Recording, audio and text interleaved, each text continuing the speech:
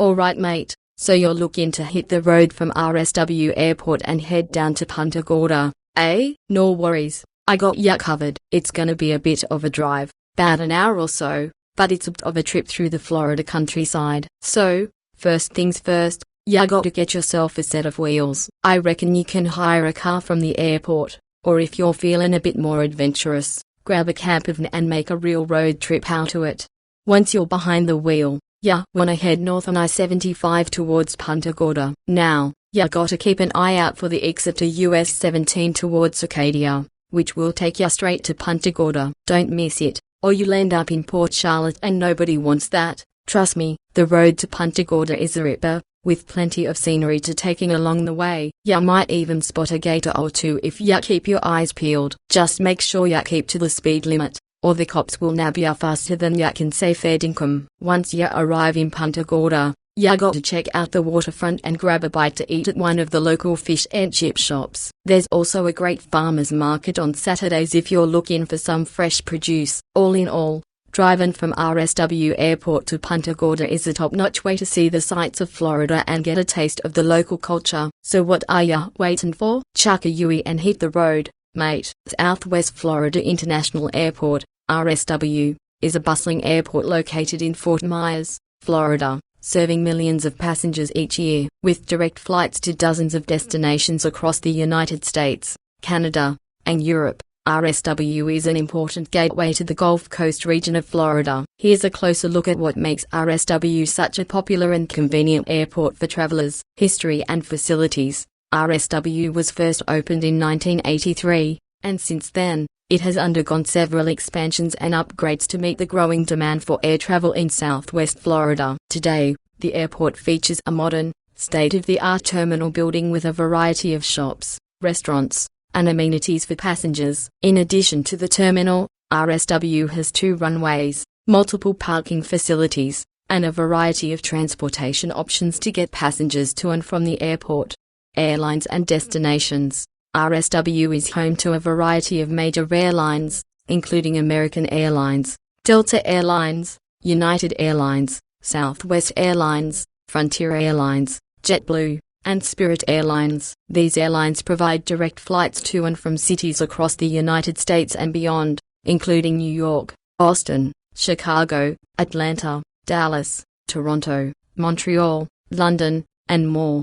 Passenger experience. At RSW, passengers can expect a comfortable and convenient travel experience. The airport offers a variety of amenities and services to make the travel experience as smooth as possible, including free Wi-Fi, charging stations, a petrol-leaf area, and a variety of shops and restaurants to enjoy before and after flights. Additionally, the airport offers a variety of transportation options, including rental cars, taxis, shuttles, and public transportation, making it easy for passengers to get to and from the airport. Unique features. RSW is known for its commitment to sustainability and environmental stewardship. The airport features a variety of environmentally friendly initiatives, including solar-powered electric buses, a recycling program, and water conservation efforts. Additionally, the airport has an on-site butterfly garden, public art installations, and a variety of wildlife that can be seen throughout the airport grounds.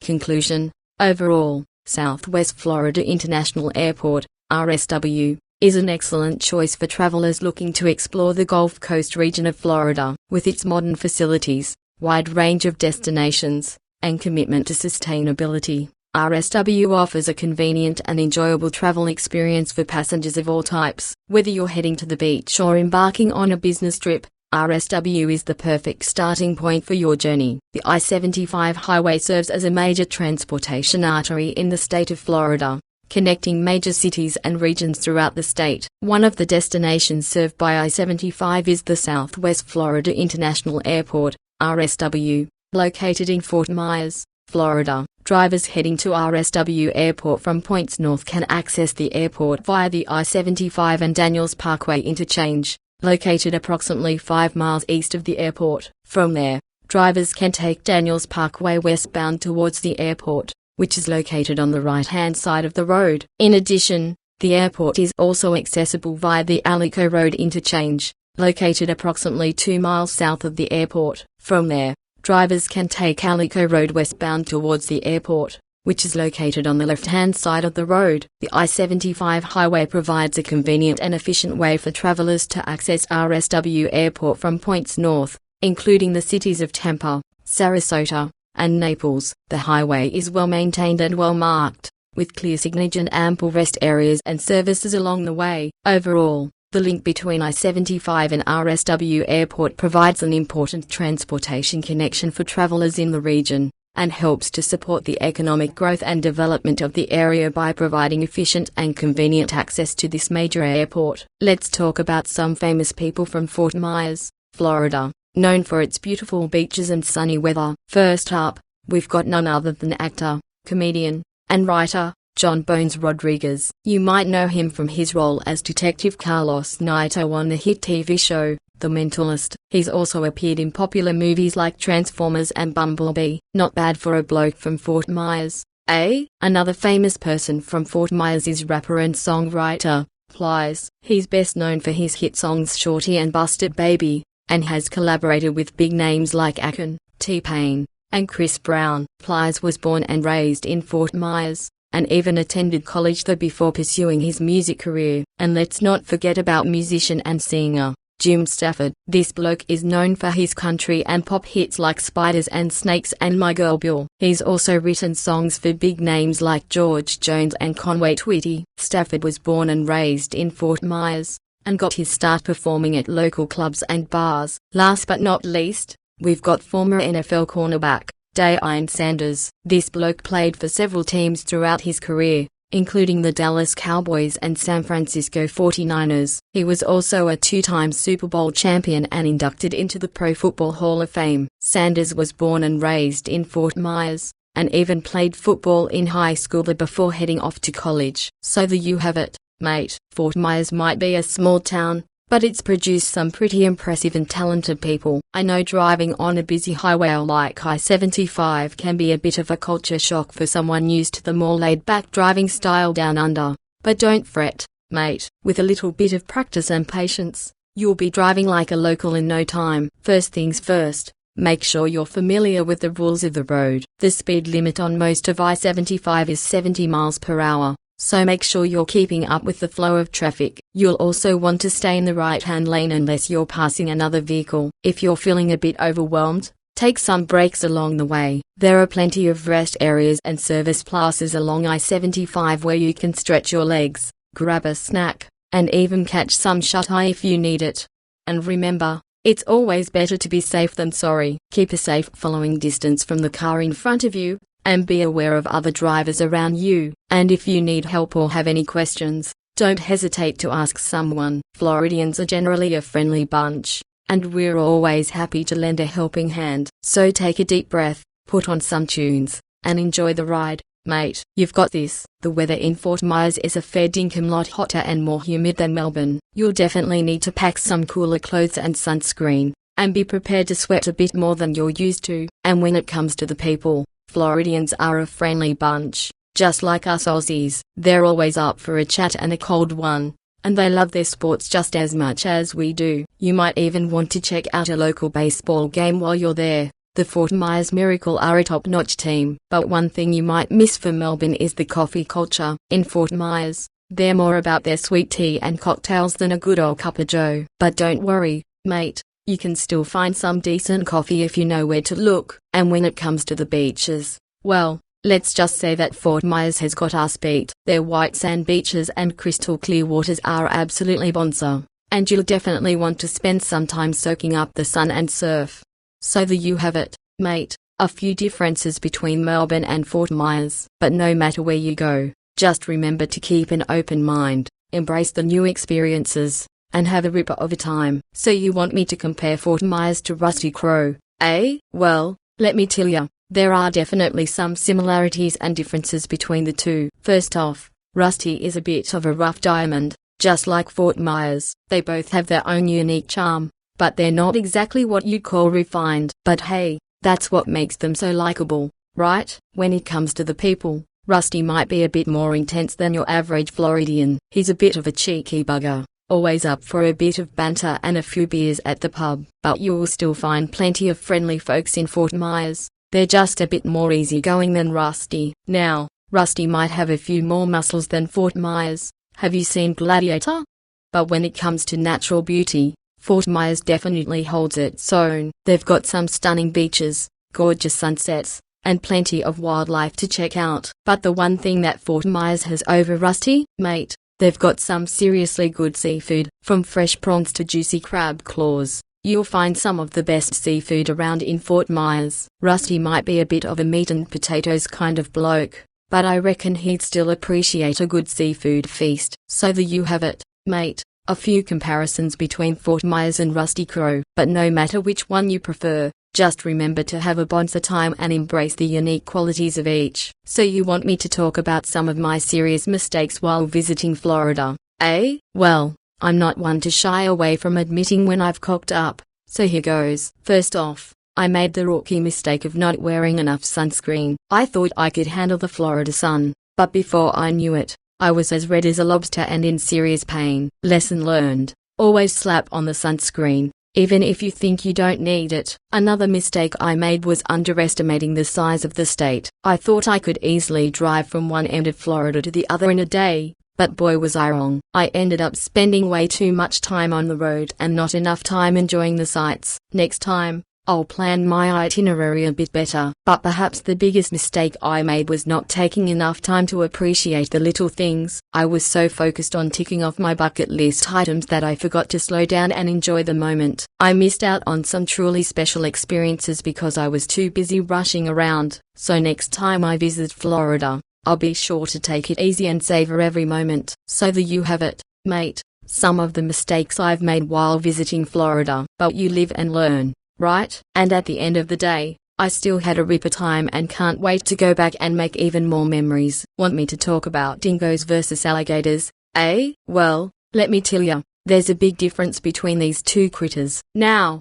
dingoes are some tough little buggers. They're wild dogs that roam around the outback, and they're known for being pretty cunning. They're great hunters, and they're not afraid to go after some pretty big prey. On the other hand, alligators are some seriously scary reptiles. They're like the croc's little cousins, and they're found all over Florida. These critters can grow to be huge, and they've got some seriously strong jaws. You don't want to mess with an alligator, mate. So which one would win in a fight? Well, it's hard to say. Dingoes are quick and agile, but alligators are strong and have those deadly jaws. Personally, I wouldn't want to mess with either of them. But here's the thing, mate. Dingoes and alligators live in completely different parts of the world. Dingoes are found in the outback, while alligators are found in swamps and marshes. So unless you're planning on taking a dip in the swamp or wandering around the outback, you probably won't have to worry about encountering either of these critters.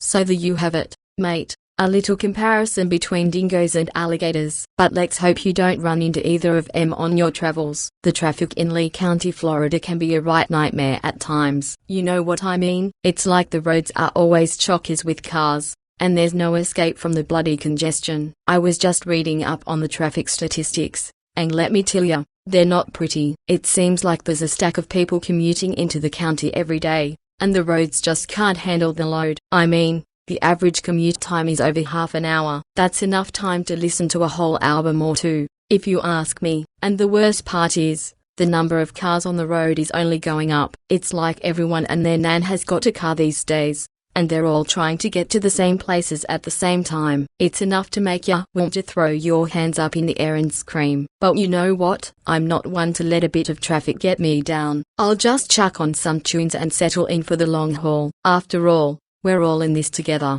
right? Just a bunch of blokes and Sheilas trying to get where we need to go. Have you ever been to Lee County? Let me tell you, it's a beauty. It's like the outback, but with more palm trees and less red dirt. If you're lucky, you might even see a crocodile or two, just like Crocodile Dundee did. But let me tell you, the traffic here can be a real crock. It's like trying to wrangle a wild bull in the rodeo. You've got cars coming from all directions, trying to merge onto the highway like a pack of dingoes fighting over a scrap of meat. But don't worry, we Aussies are tough as nails. We can handle anything that comes our way. even the traffic in Lee County. It's all about staying cool and calm like Crocodile Dundee himself. And let me give you some traffic statistics to put your mind at ease. Did you know that Lee County has some of the safest roads in Florida? It's true, mate. And the traffic here isn't nearly as bad as it is in some of the bigger cities like Miami or Orlando. So don't let a little traffic scare you off from experiencing all the beauty that Lee County has to offer. Just remember to channel your inner Crocodile Dundee and you'll be right as rain. Why in the bloody hell did Crocodile Dundee not win the Oscars for Best Picture? It's a crime,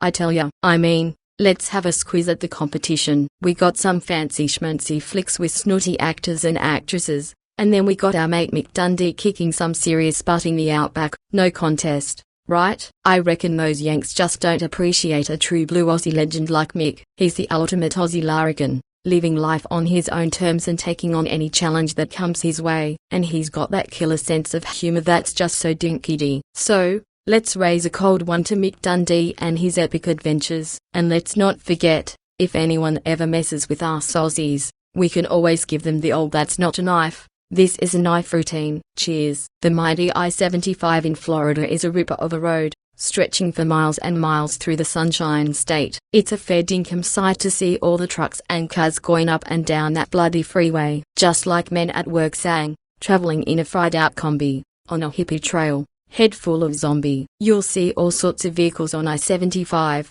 from beat-up old combis to fancy RVs and everything in between. And when you're on the road, you better be ready for anything. Just like the lyrics say, buying bread from a man in Brussels, he was 6'4" and full of muscles. You never know what kind of characters you'll come across, so it's best to be on your toes and ready for anything. But don't you worry, because just like the song says, you better run, you better take cover. If things get too hectic, you can always pull over and take a break. So next time you're on I-75, just remember the wise words of men at work and you'll be sweet as a nut. Crikey, mate, let me tell ya, I'm pretty bloody scared about driving through North Fort Myers. I've heard that it's a bit of a dodgy area, full of crims and other shady characters. I mean, I've driven through some rough areas back home in Oz, but this is a whole nother level. I'm talking about gangs and drug dealers and all sorts of ne'er-do-wells. To be honest, I'm not sure if I even want to take the risk. I don't want my rental car getting nicked, or worse yet, getting mugged by some no-good hooligan. But then again, maybe I'm just being a bit of a wimp. Maybe it's not as bad as I've heard. I suppose I'll just have to grit me teeth and hope for the best. Either way, mate, wish me luck. I'm about to venture into the wilds to North Fort Myers, and I'm not sure if I'll come out unscathed. Let me tell ya, the Cecil B. Webb Wildlife Area is a real bit of a spot. It's a massive swath of land, full of all sorts of critters and flora and fauna. I reckon it's one of the best places to see wildlife in the whole of Florida. You've got everything from deer to panthers to bobcats to all sorts of birds. It's a real smorgasbord of nature, if you catch my drift. And the best part is, it's free. That's right, you don't have to pay a cent to visit this slice of paradise. Just rock up, park your car, and start exploring. Now, I will say that it's a bit of a rough track getting there. You'll need a four-wheel drive and a bit of know-how to navigate the roads. But trust me, mate, it's worth it. So if you're keen on seeing some of Florida's best wildlife, head on over to the Cecil B. Webb Wildlife Area. Just watch out for the gators and snakes. When it comes to classic TV shows, you've got two real heavyweights, Knight Rider and Dukes of Hazzard. Now, personally, I reckon the Dukes takes the cake. There's just something about Bo and Luke Duke tearing up the dirt roads in their souped-up Dodge Charger that gets me all fired up. But that's not to say Knight Rider ain't a ripper of a show in its own right. I mean, who could forget KITT, the talking car that could do just about anything? And don't get me started on Michael Knight's luscious locks. But at the end of the day, mate, it's all about personal preference. Do you prefer the slick, high-tech action of Knight Rider, or the down and dirty shenanigans of the Dukes of Hazzard? It's a tough call, I reckon. Personally, I'll stick with the Dukes. There's just something about that good old boy charm that gets me every time. But hey, to each their own, right? KITT from Knight Rider was an absolute tripper of a car. First off, it was a friggin' talking car. How's that for futuristic technology? But that's just the tip of the iceberg. KITT was chock-a-block full of all sorts of features that made it one of the most advanced vehicles on the planet. It had turbo boost, so it could jump over just about anything. It had molecular bonded shell, so it was pretty much indestructible, and it had a bunch of gadgets like smoke screens and grappling hooks to help Michael Knight get out of tight spots. And let's not forget about KITT's artificial intelligence. That car was smarter than most humans. I reckon it could analyze complex situations and come up with a plan of action in no time flat. Plus, it had a wicked sense of humor, which always kept things interesting. But the best thing about KITT, in my opinion, was the way it looked. That sleek, black body with the red lights on the front. Bloody beautiful, mate. It was like something out of a dream. So there you have it, mate. KITT was one of the coolest cars in TV history, and I reckon it's gonna take a lot to top it. I've got a brilliant idea for Hollywood. Back to the Future 4, filmed right here in Australia. Think about it, mate. Australia's got it all. Gorgeous landscapes, unique wildlife, and a laid-back culture that's unlike anywhere else in the world. And let's not forget about the sheer bloody beauty of the Aussie accent. It's like music to your ears. Plus, there's all sorts of potential for new storylines in Australia. Maybe Marty and Doc Brown could travel back in time to the early days of the Aussie outback, or forward in time to a futuristic version of Sydney. The possibilities are endless. And let's not forget about the talent we've got here in Australia. There's plenty of Aussie actors who could fill the roles of Marty and Doc Brown with ease. Heck, even some of our wildlife could make appearances. Can you imagine a kangaroo hopping through a time portal? Sure, some folks might argue that Back to the Future should stay true to its American roots, but I reckon that's a load of hogwash. Australia's got just as much charm and character as any American city, and I reckon it's high time that Hollywood gave us a shot. So what do you say, Hollywood? Are you ready to take a chance on Australia and bring Back to the Future 4 down under? I reckon it'd be a bloody ripper of a film. Let's have a chinwag about the history of Punta Gorda, Florida, shall we? Now, Punta Gorda might be a small town by American standards, but it's got a rich history that's worth a gander. It was founded way back in 1882 and was originally a fishing village. Back in the day, Punta Gorda was known for its thriving commercial fishing industry. You could catch all sorts of fish, from snook to redfish to grouper. But Punta Gorda's history isn't all sunshine and daisies, mate. In 2004, the town was hit hard by Hurricane Charlie, which caused all sorts of damage and left many residents without power for weeks. But true to the Aussie spirit, the folks of Punta Gorda banded together and rebuilt the town stronger than ever. These days, Punta Gorda is known for its laid-back lifestyle and charming downtown area. There's all sorts of local businesses to check out, from cafes to antique shops to art galleries. And if you're a fan of nature, you'll love the nearby Charlotte Harbour Preserve State Park, where you can go hiking, kayaking, or birdwatching.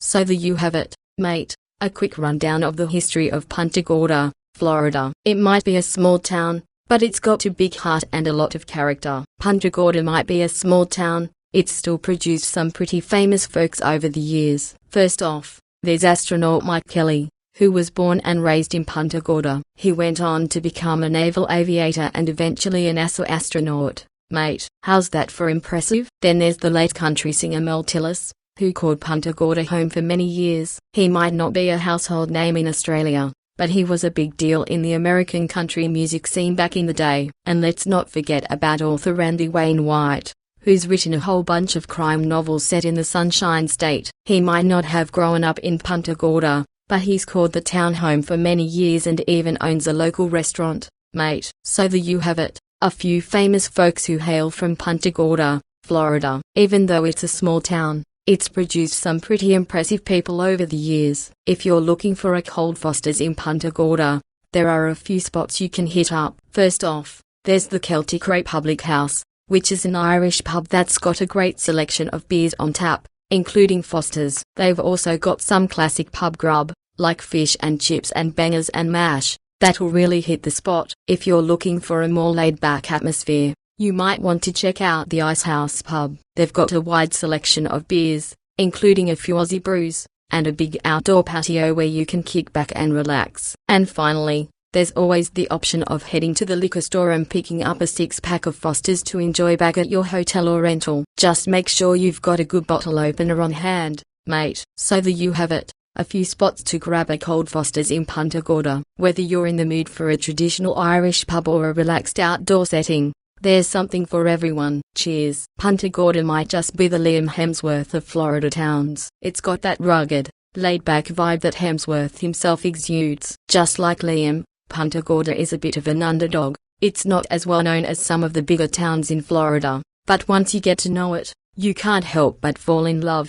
And just like Liam, Punta Gorda has got plenty of natural beauty. There are some stunning parks and nature reserves in the area that are just begging to be explored. So if you're looking for a town that's got that Liam Hemsworth charm, Punta Gorda might just be the spot for you, mate. Get out there and start exploring. You never know what you might discover. Punta Gorda is like a blast from the past. It's got that 1980s charm that just can't be beat. If you're a fan of those classic TV shows from the 80s, you'll feel right at home in Punta Gorda. Take the A-Team, for example. Just like those lovable characters, Punta Gorda's got a bit of a wild streak. You never know what you might stumble upon when you're out and about exploring the town. And then there's Magnum, P.I. Just like that show's main character, Punta Gorda is full of adventure and excitement. There's always something new to discover, whether it's a hidden beach or a quaint little coffee shop. But my personal favorite has got to be Cheers. There's just something about Punta Gorda that makes you feel like you're surrounded by friends.